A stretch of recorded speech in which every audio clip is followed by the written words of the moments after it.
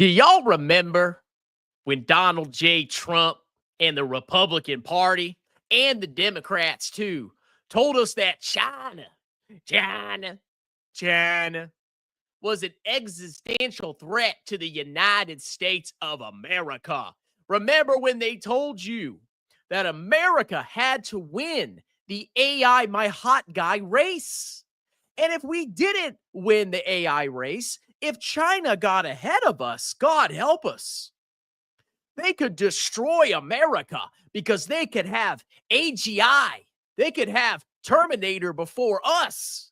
And we cannot let those stinky commies become AI gigachads and take over America. Do you remember all that fear mongering?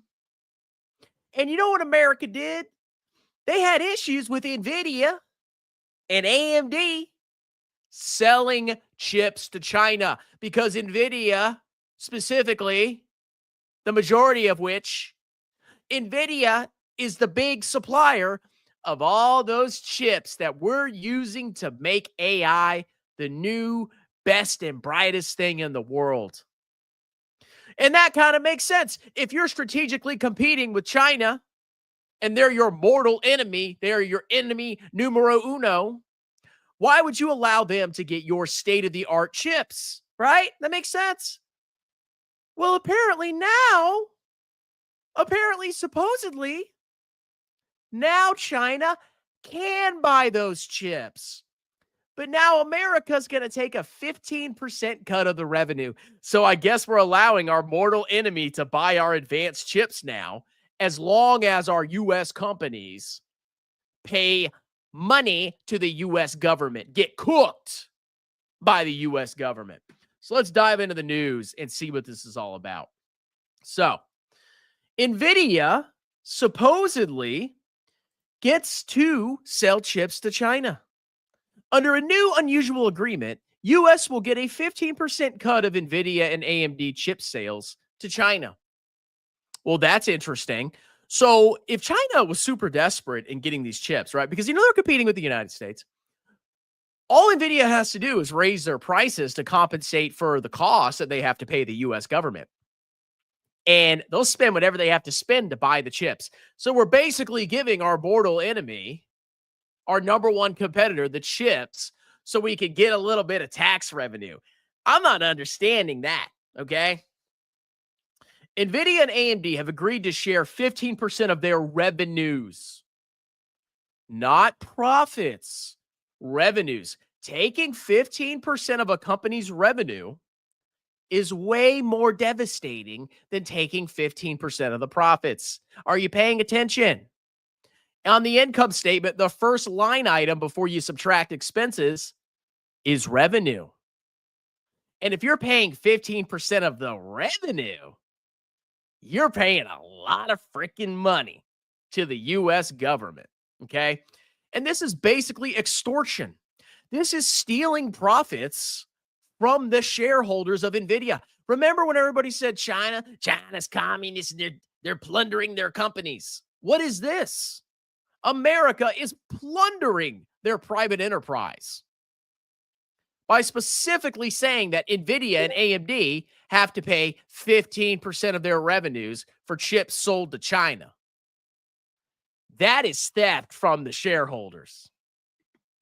As part of a deal to secure export licenses for the semiconductors, the Trump administration halted the sale of advanced computer chips to China in April over national security concerns. I guess those don't matter anymore. So was it really about national security? Now they're just getting a cut of the sale? Okay, well, what's the issue then? I guess we're going to allow the commies to compete with us, bro, as long as we get some money. But NVIDIA and AMD revealed in July that Washington would allow them to resume sales of the H20 and MI308 chips, which are used in artificial intelligence development. Extortion. And guess what?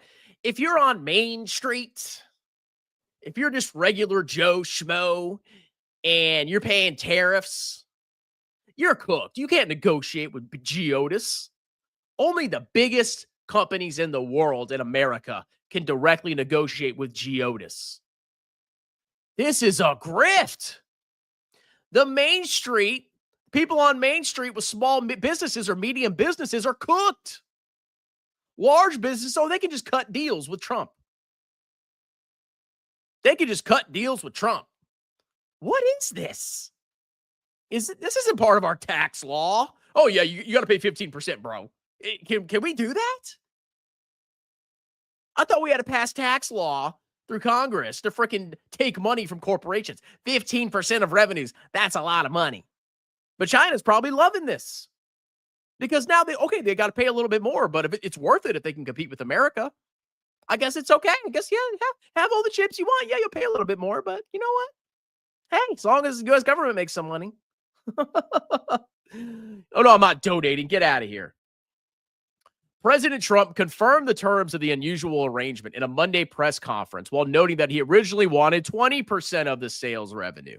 He's not, the government's getting this. It's not him. I hope it's not him. When NVIDIA asked to sell the obsolete H20 chip to China. Oh, yeah, let's just help China develop AI as long as we can make some money. The president credited NVIDIA CEO Jensen Huang for negotiating him down to 15%. Now, apparently, we're doing a full divorce from China. We're doing a full divorce, guys. China's bad. We need to completely decouple from China. Oh, well, actually, no, we're not. As long as you pay Trump's government some extra money, you're good. You can do whatever you want. So we negotiated a little deal. So he's selling essentially old chip. You're still helping China, moron. NVIDIA did not comment about the specific details of the agreement or its quid pro quo nature, but said they would adhere to the export rules laid out by the administration. So the administration could just willy-nilly set tax policy. In the United States, you pay tax on your profits. I don't know if you knew that. Businesses pay tax on their profits. They do not pay tax on their frickin' revenue. Maybe in some localities they might do that for business license taxes. But generally for the federal government, you pay taxes on the profits. This is very weird. I don't know how we can do this. We follow rules the U.S. government sets for our participation in worldwide markets. While we haven't shipped H20 to China for months, we hope export control rules will let America compete in China and worldwide. Oh, almost like we do want to get in their markets and they want to be in ours. America cannot repeat 5G and lose telecommunication leader. That's impossible. America's in charge of everything, bro. America's AI tech stack can be the world standard if we race. AMD did not reply for a request for comment.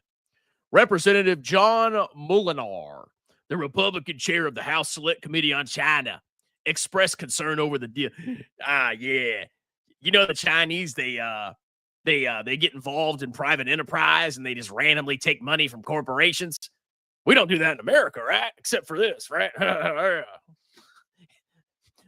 In some ways, America is less capitalist than China. Fact. Those Chinese are always screwing over their corporations.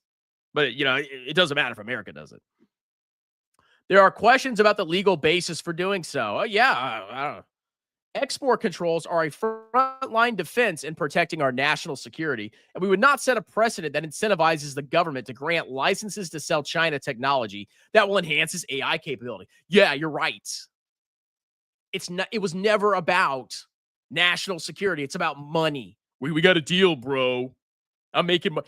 Trump thinks he's making money. He thinks he's doing like wheeling and dealing with real estate. Well, the government makes 15% of the sales, so we got a good deal out of it. But yeah, you're selling chips to China, which is supposedly bad. The top Democrat on the panel also raised concerns over the reported agreement, calling it dangerous misuse of export controls that undermines our national security. I don't know the legal basis of how they can just randomly force a private corporation to just pay whatever willy-nilly tax on revenue, not profit, that they want to do. This is direct government interference in private enterprise. This is not free market capitalism. Rep. Raja Krishnamurthy, the ranking member of the House Select Committee on China, said he would seek answers about the legal basis for this arrangement and demand full transparency from the administration. Our export control regime must be based on genuine security considerations, not creative taxation schemes disguised as national security policy. The federal government's making so much money, bro. Oh, China got AGI before us. Oh no, there's Chinese Terminators everywhere. But hey, we made some money, bro. The national debt only grew by 3 trillion this year instead of 4 trillion. Oh yeah, we're winning, bro. Chip export controls aren't bargaining chips, and they're not casino chips either. Yeah, that's a reference to Trump right there. We shouldn't be shit, I'll drop my pouch. I'll get another one. We shouldn't be gambling with or maybe I can grab it with my feet. Hold on. Emergency stop. I grabbed this with my foot. Tastes so much better. We shouldn't be gambling with our national security to raise revenue. I mean, I would have to agree. To be honest. Derek Scissors. Scissor me. Derek Scissorhands. Derek Scissorndong, senior fellow and China expert at the conservative American Enterprise. We're conservative. Yeah, bomb everybody. Reiterated Molinar's point about the constitutionality of the deal. I don't know how it's constitutional. There's no precedent for this, probably because export taxes are unconstitutional, said Mr. Scissors. They call it a fee, but 15% of sales revenue is about as standard a tax as it comes. That's a crazy tax. That's an insane tax. That is not a standard tax. Taxes are on profits. For this reason, I don't think the arrangement is at all durable. Oh, it's, Trump can do whatever he wants. It's America, bro. If it were to last, it has 2 possible implications. First, there's a possible export tax that high-profile companies and goods must consider, and it'll come out of the sky. If you're a shareholder of these companies, you should be pissed. This is outright theft of your profits. Or the tax only applies in exceptional situations, such as changing export controls. Then we'd risk national security for the sake of tax revenue. But why does it matter? Because apparently we can just go into debt forever. U.S. stocks, bro. No, government debt doesn't matter. Well, why do we have taxes then? Which is effectively the same as cutting the defense budget. Back in July, NVIDIA argued that tight export controls around their chip sales would cost the company an extra $5.5 billion. Uh-oh. They've argued that such limits hinder U.S. competition in a sector, one of the world's largest markets for technology, and have also warned that U.S. export controls could end up pushing other countries towards China's AI technology. Not China. Or push them to make their own. Commerce Secretary Clown Howard Lutnick told CNBC in July that the renewed sale of NVIDIA's chips in China was linked to a trade agreement made between 2 countries on rare earth magnets. Yeah, they got us by the cojones on that one. Restrictions on sales of advanced chips to China have been central to the AI race between the world's 2 largest economic powers. But such controls are also controversial. If you're that concerned about China, no, you should not be selling chips. Proponents argue that these restrictions are necessary to slow China down enough to allow large cap tech to keep their lead. Meanwhile, opponents say that export controls have loopholes and could still spur innovation. The emergence of China's DeepSeek AI chatbot particularly renewed concerns over how China might use advanced chips to help develop its own AI capabilities. But we're making revenue, bro. We got tax revenue. This is the dumbest thing I ever heard in my life. It violates the concept of national security. It violates the law. I don't see, I'm not a lawyer, but this makes no sense to me. On 15% of revenue is ridiculous. That is business destroying level of cost right there. And I'm not saying NVIDIA and AMD are going to go extinct, but God help you, if your business was paying 15% of revenue, you would struggle to make profits. You would be cooked. Absolutely cooked. Okay. So basically, yeah, okay. China's helping us pay some tax. Wow, amazing. And speaking of tariffs, of course, these tariffs are a massive freaking scam. They cook the middle class and small business and even medium sized business, and they help out large corporations. We are quickly creating an anti capitalist environment in America where we're going to have a few large dominant monopolies. I remember from Economics 101 that monopolies are bad because they have total control over prices and they aren't spurred to innovate as much as they would be if they had competition. We are rapidly changing America into a country with a bunch of several large, massive, ultra hyper monopolies that own everything. That doesn't sound like dynamic capitalism to me. But hey, tariffs, we're getting rich. Oh yeah, go check the most recent budget deficit. Blew it out of the water. We're running massive deficits. So let's check out this article here. Tariffs are the divide between Wall Street and Main Street. Who cares about Main Street? You know, we got a $200 per kid in tax credits. That's really going to help Main Street. Tariffs have always been a double-edged sword in economic policy, hailed by some as a tool to protect domestic industries and criticized by others as a tax on consumers. You know, my company got an email today. It was funny. So the email said tariffs. It was one of our vendors. And the vendors were talking about how they're paying a 15% tariff. And because of that, they had to raise our costs on the items that they sold to us. That is tariffs directly impacting corporate profits. They're eating some of the cost. And my company is eating the cost. And guess what? We'll probably raise prices on the end consumer too because of tariffs. Wow.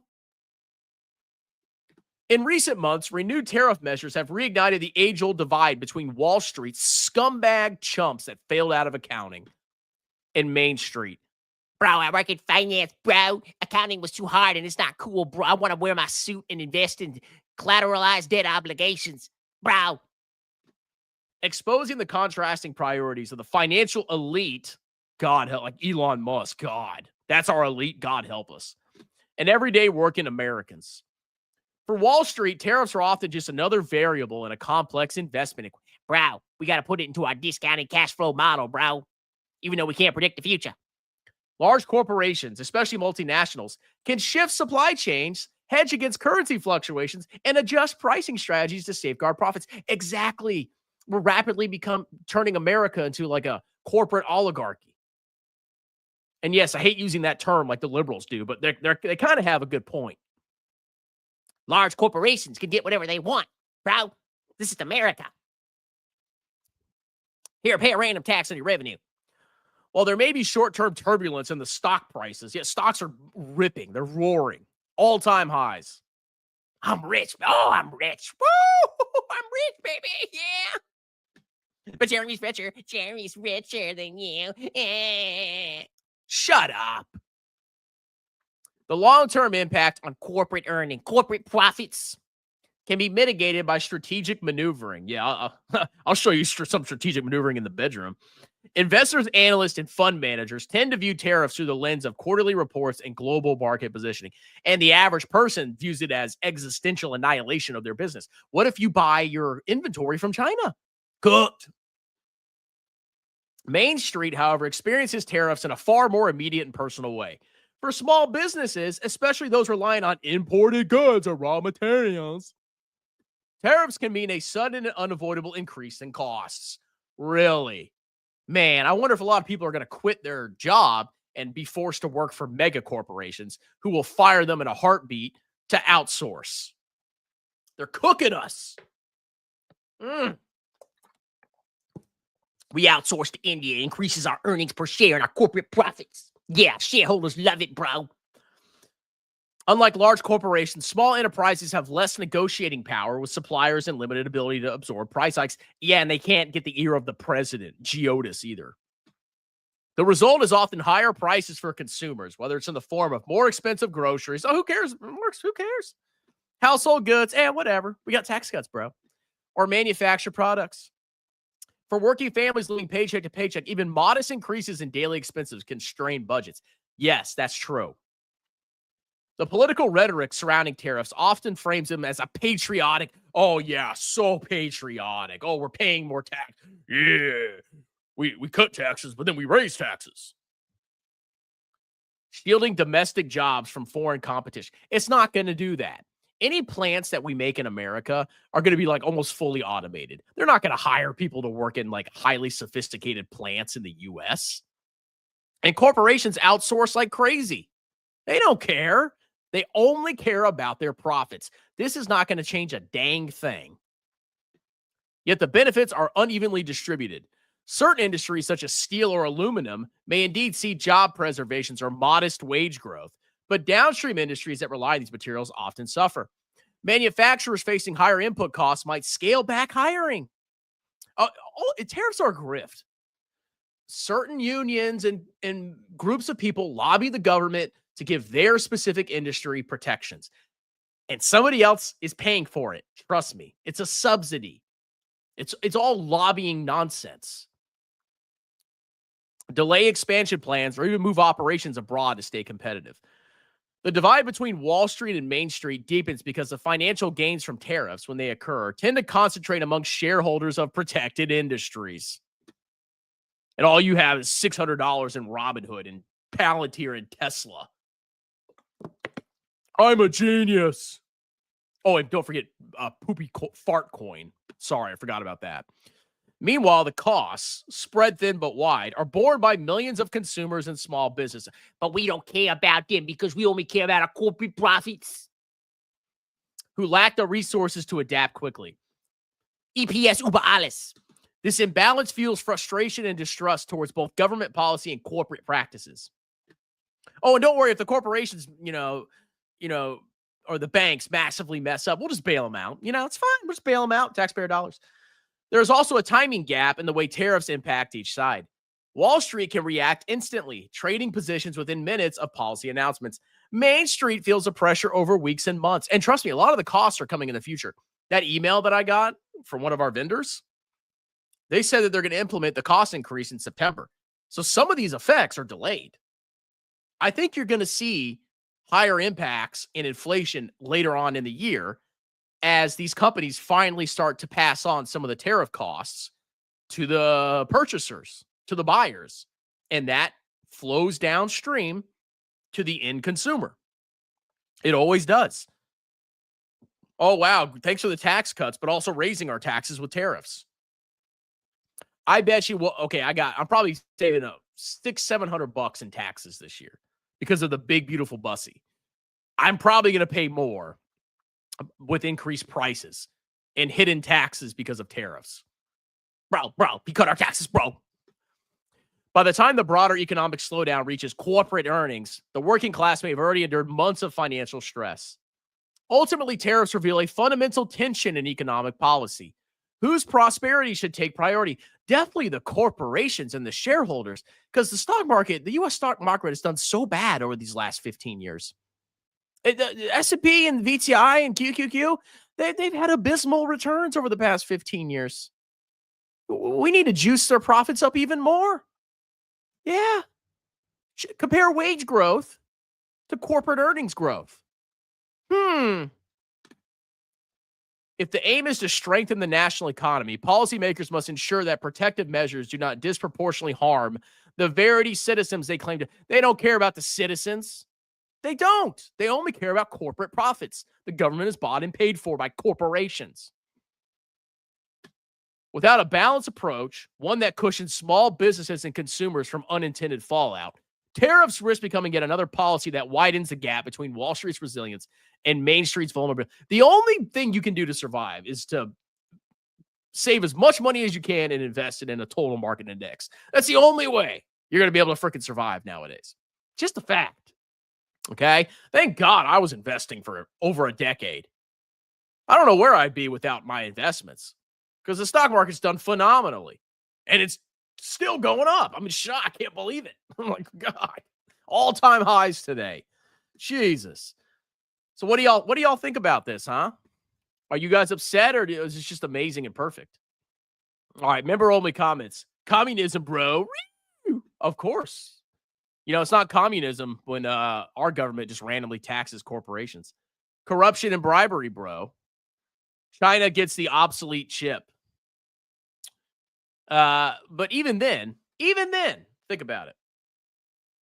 If they're our mortal enemy, because if they got AGI first, right? If they went ahead in the AI race, they could totally defeat America.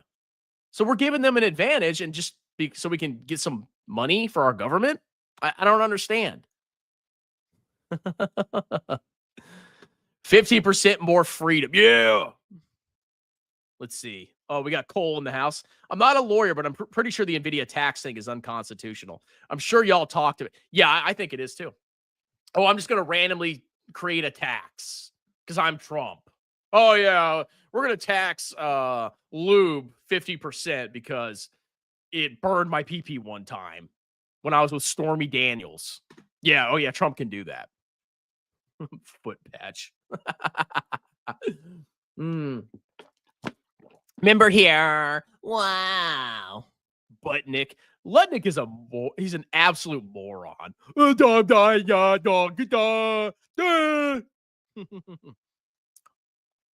Strongman, you subscribe to any of the AIs or just use the basic? Oh, I don't pay for crap, dude. So Grok limits the amount of pictures I can generate, but I don't really need Grok. And I use like a thumbnail enhancer. It's free. I create a thumbnail in PowerPoint. It takes me 2 minutes. I upload it to the enhancer. It slightly enhances it. And then I download it and put it on the video.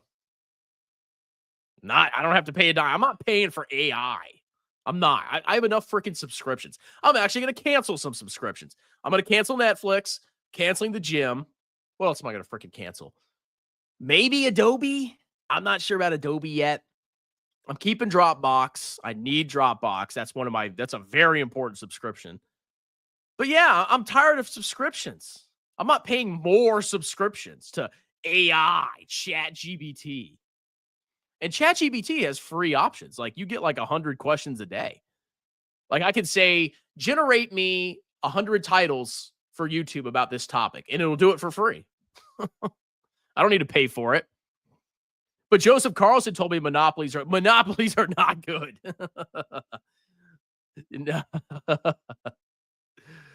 That back in the day, we actually had trust busting because there were these hyper monopolies that controlled everything, and the government came and busted them up. And that's actually a good thing, I think.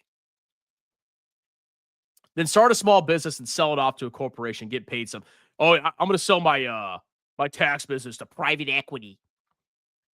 Bro, working under boomers at a CPA firm is not for the faint-hearted. It's cutthroat and the pay is garbage until you've worked yourself. No, you only work at a CPA firm to get the experience. They bill you out at insane rates and they pay you garbage. I was getting like, what, $35 an hour, and they were billing me at like $190 an hour. How about you start your own business and you can bill everybody else at $190 an hour? I like to say it's an industry where you have to run before you can sprint. You got to work for a CPA firm for a couple years just to get the experience. Like you got to learn how to do taxes. You should not do it on your own. Go to the firm, work your butt off for a year or two, learn how to do taxes, and then move on. Kid asked me whether he should be a CPA. I asked him, you ready to sprint a marathon? No, it's probably not for you then. It's doable. It just takes a little bit of commitment. I think it's worth it. Strongman Personal Finance and Intuit Company. Intuit can lick my you-know-what. Did you clowns mark my 100% stock pick? I don't brag about it after the move happens like Dan and Capital Mindset. Gil, why are you 100% in one stock? You are a madman. Tolly, you bet your butt it will. They've been creeping up for a while now. Okay, I don't know what we're talking about here. Let's see. Don't chase AMD right now. You should have bought it when when Jeremy told you to, because he never misses. LOL. What? Who? The background is funny. Strongman has a giant. Oh yes, I'm going to play some lovely tunes when I complete this live stream.